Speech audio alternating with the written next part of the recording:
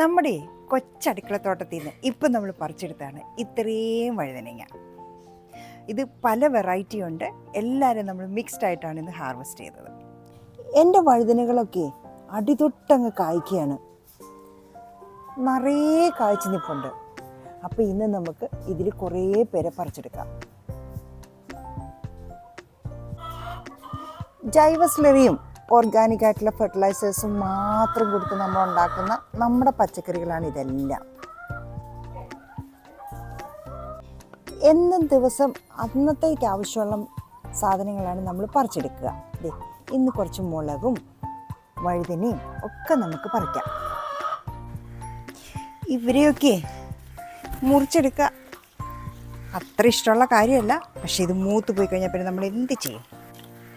ഇതൊക്കെ മുറിച്ചെടുക്കുക ഭയങ്കര വിഷമമുള്ള കാര്യമാണ്. കാരണം ഇത് ഇങ്ങനെ നിൽക്കുന്ന കാണാൻ എന്താ ഭംഗി.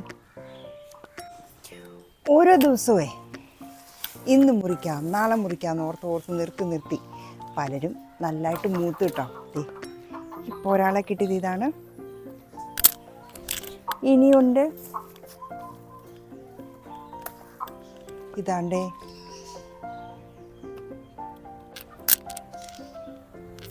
ഇവിടെ കൊടുത്ത് ഒളിഞ്ഞിരിപ്പുണ്ട്.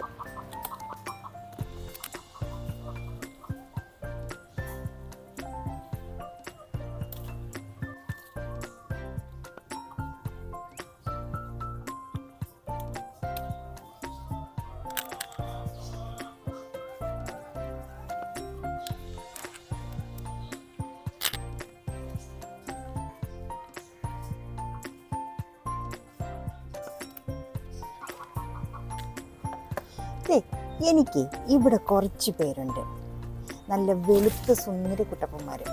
ഇവരെ എനിക്ക് പറിക്കാൻ ഭയങ്കര വിഷമമാണ്, അതുകൊണ്ടാണ് ഇത്രയും ദിവസം നിർത്തിയത്. പക്ഷേ ഇനി മുറിക്കാതെ വയ്യ, കാരണം ഇത് പലരും പഴുത്തു തുടങ്ങി. ഇതിൻ്റെ പുറകിലും ഉണ്ട്. അപ്പം നമുക്ക് ഇവരെ കൂടി ഇന്ന് മുറിച്ചെടുത്തേക്കാം.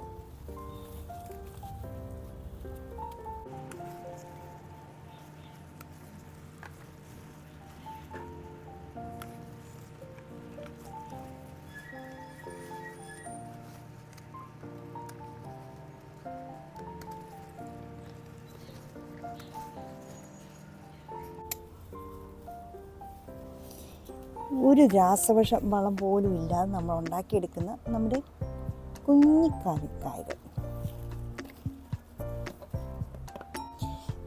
ഇവിടെ ഒരാളുണ്ട്, ഇതുകൂടെ നമുക്കങ്ങ് മുറിച്ചേക്കാം. ഇവിടെ ഒരാളുണ്ട്, ഇതിനെ നമ്മൾ മുറിക്കുന്നില്ല, ഇത് നമ്മൾ വിത്തിന് നിർത്തിയിരിക്കുക. നന്നായിട്ട് പഴുത്ത് വരട്ടെ.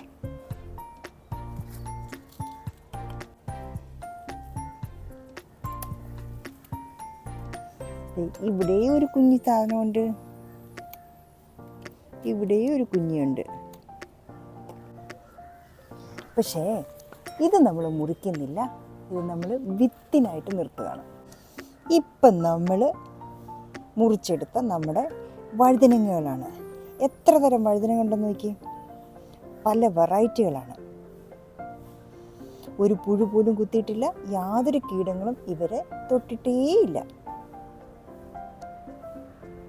ഒരു പെസ്റ്റിസൈഡോ ഒരു ആർട്ടിഫിഷ്യലായിട്ടുള്ള ഒരു വളങ്ങളോ ഒന്നുമില്ലാതെ ഓർഗാനിക്കായിട്ടുള്ള വളങ്ങളും ഓർഗാനിക്കായിട്ടുള്ള പെസ്റ്റിസൈഡും മാത്രം ഇട്ടുണ്ടാക്കിയ വഴുതനങ്ങയാണ്. ഇങ്ങനെ ആർക്കും ഉണ്ടാക്കിയെടുക്കാൻ നമ്മുടെ കിച്ചണിൽ വരുന്ന വേസ്റ്റുകളാണ് മിക്കതും ഞാൻ വളങ്ങളായിട്ട് ഉപയോഗിച്ചിരിക്കുന്നത്.